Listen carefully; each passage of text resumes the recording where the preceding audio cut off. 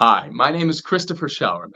I play Sir Danvers in the concert version of Jekyll and Hyde, the P3 production that's one night only. And if you want to learn more about this production, listen to this next conversation. So why did you want to be part of the P3 Theater Company Jekyll and Hyde music concert event? I was first introduced to the music of Jekyll and Hyde in the late 90s. A friend of mine had heard it. I wasn't even into musicals that much at the time. I was singing opera at the time and a little bit of musical theater, but not a lot. And he's like, "Wow, there's this relatively new piece. It's Jekyll and Hyde. You got to listen to it."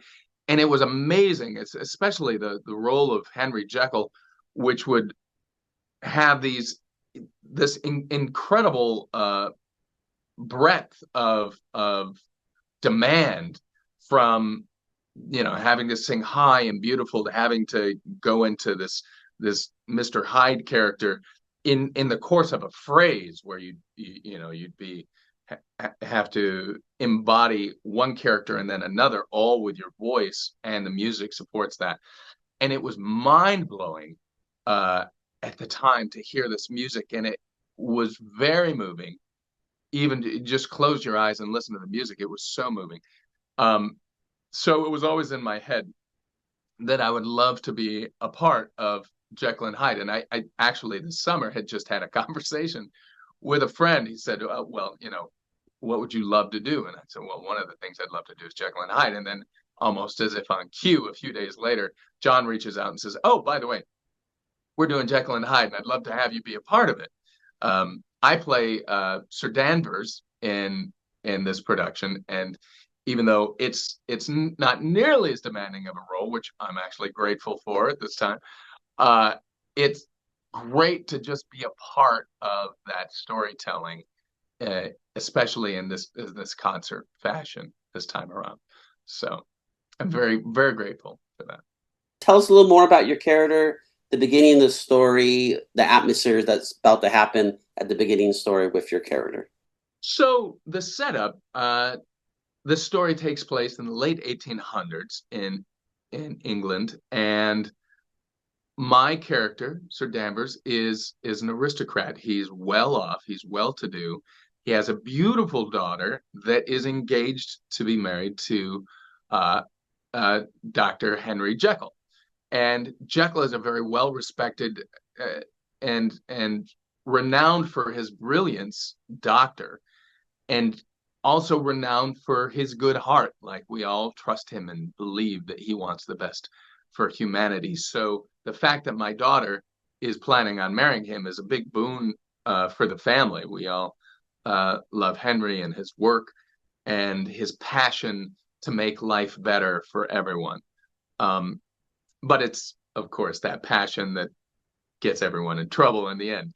So that's that's sort of the setup going into the story. Why do you think Jekyll and Hyde the musical, aside from its great music, why is it still a relevant story today? What a fun question. Jekyll and Hyde is relevant today because it unmasks, and very frankly so, in some of the music there's a great series of songs all called Facade, which unmask all of us.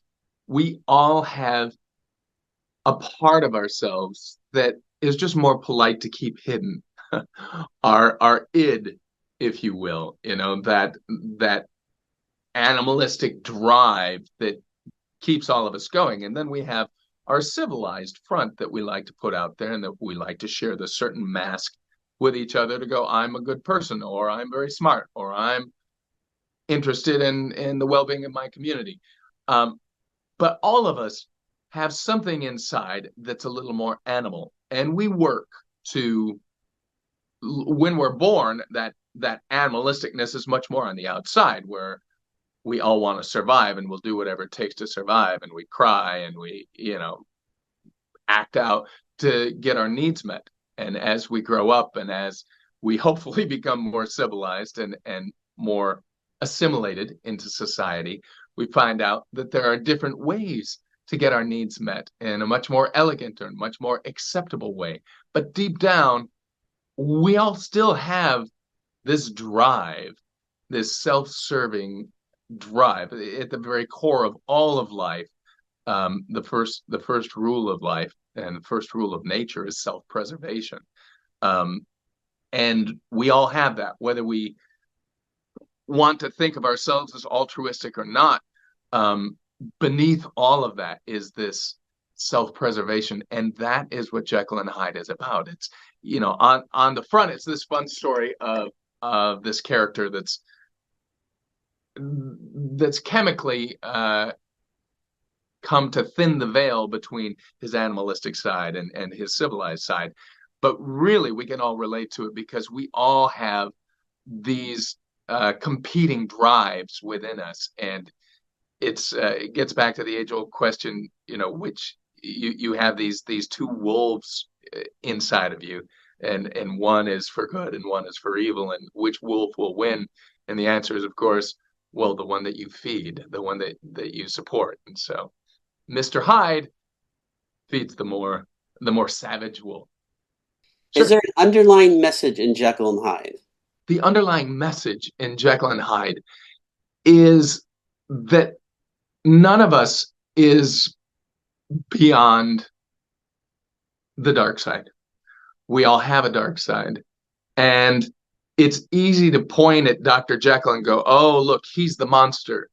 But if you really sit with the story, you'll realize we're all that monster. He's just the one that maybe in one way, he might even be the more altruistic of all of us because he's the most honest. He puts it out there and says, I am this monster, whereas the rest of us hide it. The rest of us keep it hidden. So it's acknowledging your dark side. And why is Jekyll and Hyde such a fan favorite? Jekyll and Hyde is a fan favorite because it's kind of unique in the sense that it's a horror musical. It is a dark, gothic story, and there's not a lot of that in musical theater.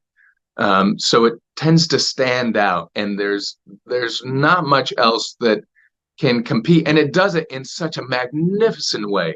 The music is beautiful and complicated and breathtaking and technically incredibly demanding. And when executed well, it's a magnificent piece that stays with you a long time. What are you looking forward when you are performing live in the church, Jekyll Hyde the concert? Well, the things that I'm looking forward to when we're actually performing in the space, because we haven't rehearsed at this point. At this point, while we're doing this interview, we haven't yet rehearsed in the space in the church.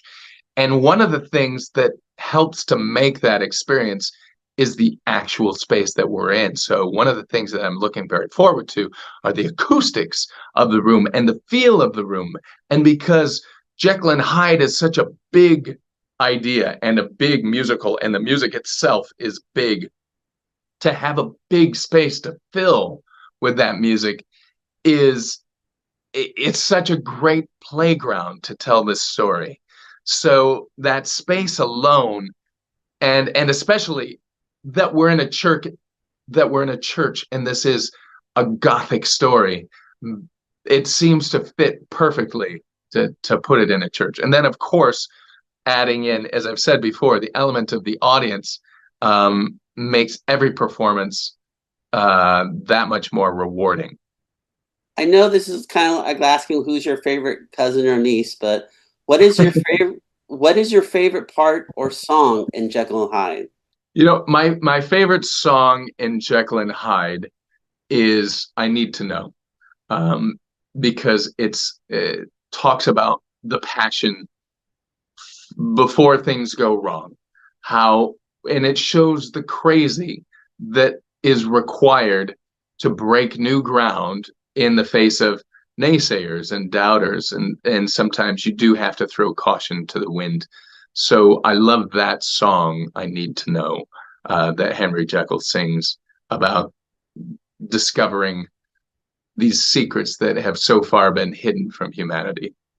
I don't have this written down, but I just thought about this. Okay. How fun is it in this production that you're singing with John and Deborah who you've sang in different production before? How fun is it? And it doesn't help the production.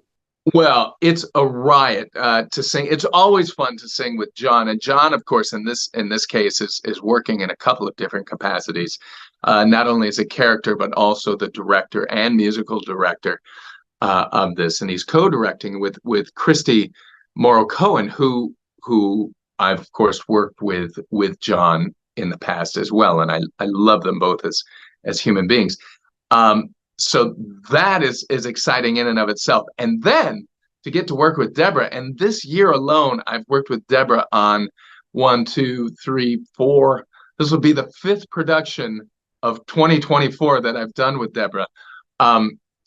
And we have such a great working relationship, a fun chemistry, and our characters don't really interact in Jekyll and Hyde at all, but we have such a great working relationship. So it's always a joy to come back and be among that bright life energy that Deborah brings and Christy brings and John brings. So it's for me like old homework. It's comfortable and feels warm and welcoming to be with the people that I love, and I know that no matter what, I'm going to have a good experience with them. Very important question. Why must the theater community, Jekyll and Hyde fans, and music lovers come see the P3 Theater Jekyll and Hyde concert one night event?